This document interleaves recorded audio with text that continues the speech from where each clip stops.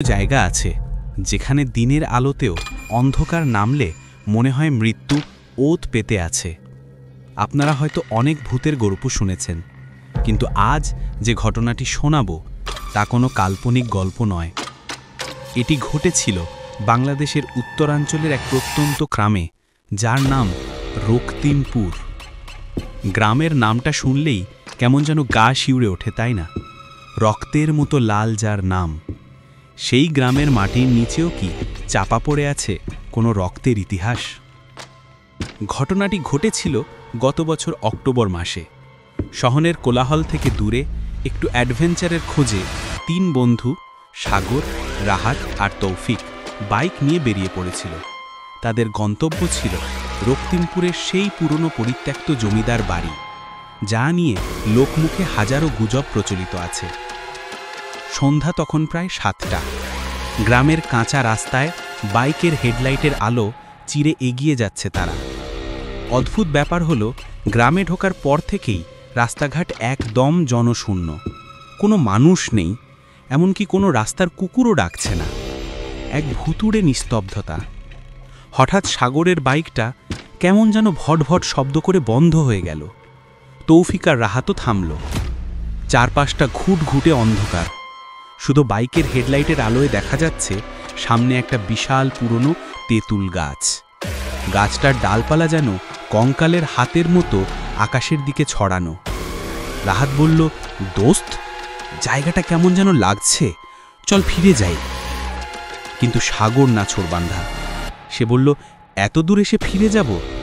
বাইকটা হয়তো গরম হয়ে গেছে, একটু দাঁড়া। ঠিক তখনই তেঁতুল গাছের ওপর থেকে এক অদ্ভুত শব্দ ভেসে এলো। মনে হলো কেউ যেন শুকনো ডাল ভাঙছে। তিনজনেই চমকে উপরে তাকালো, কিন্তু কিছুই দেখা গেল না। শুধু মনে হলো অন্ধকারের আড়ালে একজোড়া জলজলে চোখ তাদের দিকে তাকিয়ে আছে। বাইক ঠেলে ঠেলে তারা যখন জমিদার বাড়ির গেটে পৌঁছালো, তখন রাত প্রায় 9টা। বিশাল লোহার গেট জং ধরে খসে পড়ছে। গেটের ওপাশে বিশাল প্রাসাদ, কিন্তু এখন তা ধ্বংসস্তূপ। চাঁদের ম্লান আলোয় বাড়িটাকে কোনো দানবের মতো মনে হচ্ছে। গেটটা ধাক্কা দিতেই এক বিকট শব্দে সেটা খুলে গেল। কে চে!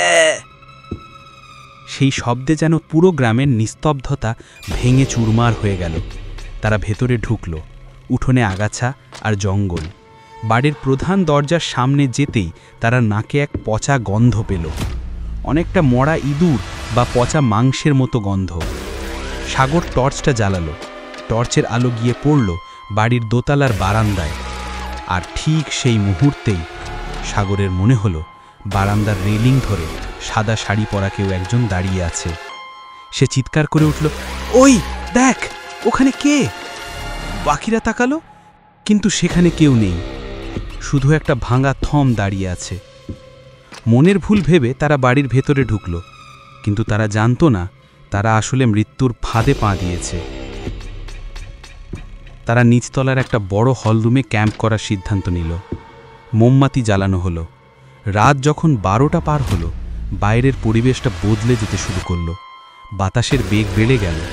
জানলাগুলো ধপাধপ শব্দে আছড়ে পড়তে লাগলো। হঠাৎ রাহাত ফিসফিস করে বলল, তোরা কি কোনো শব্দ পাচ্ছিস? সবাই কান খাড়া করল। মনে হচ্ছে উপরতলা থেকে নূপুরের শব্দ আসছে, ছম ছম ছম, খুব ধীরে কিন্তু স্পষ্ট। কেউ যেন খুব ভারী পায়ে হেঁটে বেড়াচ্ছে। সাগর বাহুসী ছেলে, সে বলল, আমি দেখে আসছি। তৌফিক তাকে আটকালো, কিন্তু সাগর শুনল না। সে টর্চ নিয়ে একাই সিঁড়ির দিকে গেল। সিঁড়িগুলো কাঠের, প্রতিটা পদক্ষেপে ক্যাঁচ ক্যাঁচ শব্দ হচ্ছে। সাগর যখন দোতলায় উঠল, নূপুরের শব্দটা তখন থামল, কিন্তু তার বদলে শুরু হলো এক কান্নার শব্দ। কোনো মেয়ের কান্না নয়, মনে হচ্ছে কোনো শিশু খুব কষ্টে গলার ভেতর থেকে গোঙাচ্ছে। দোতলার একটা ঘরে ঢুকল সাগর। ঘরটা ধুলোয় ভর্তি। মাঝখানে একটা বিশাল পুরনো ড্রেসিং টেবিল, যার আয়নাটা এখনও অক্ষত। সাগর আয়নার সামনে গিয়ে দাঁড়ালো। টর্চের আলোয় নিজের প্রতিবিম্ব দেখল, কিন্তু এ কি! আয়নার ভেতরে সে ছায়াটা আস্তে আস্তে সাগরের দিকে এগিয়ে আসছে। ছায়াটার হাত সাগরের কাঁধের ওপর উঠল। সাগর অনুভব করল এক বরফের মতো ঠান্ডা স্পর্শ। সে চিৎকার করতে চাইল, কিন্তু গলা দিয়ে কোনো শব্দ বেরোল না। হঠাৎ ঝ্যাং ঝং করে আয়নাটা ভেঙে চুরমার হয়ে গেল। আয়না ভাঙার শব্দে নিচে থাকা রাহাত আর তৌফিক দৌড়ে ওপরে এলো। তারা দেখল সাগর মেঝেতে অজ্ঞান হয়ে পড়ে আছে, তার গলার কাছে নীল রঙের আঙুলের ছাপ। তারা আর এক মুহূর্ত দেরি করল না, সাগরকে কাঁধে তুলে কোনো মতে দৌড়ে বাইকের কাছে এলো। বাইক স্টার্ট দিয়ে তারা গ্রামের সীমানা পার হওয়ার জন্য ছুটল, কিন্তু মনে হলো রাস্তা আর শেষ হচ্ছে না। সেই একই তেঁতুল গাছ, সেই একই বাঁক বারবার ফিরে আসছে, যেন তারা এক গোলক ধাঁধায় আটকা পড়েছে। হঠাৎ বাইকের সামনে এক বৃদ্ধা মহিলা এসে দাঁড়ালো। রাহাত ব্রেক কষল। বৃদ্ধাটি ধীরে ধীরে তাদের দিকে মুখ তুলল। তার কোনো মুখ নেই, শুধু এক সমতল মাংসপিণ্ড। ভয়ে তৌফিক জ্ঞান হারালো। রাহাত চোখ বন্ধ করে শুধু আল্লাহকে ডাকতে লাগল। ফজরের আজান পড়ার আগ পর্যন্ত তারা ওভাবেই রাস্তায় বসেছিল।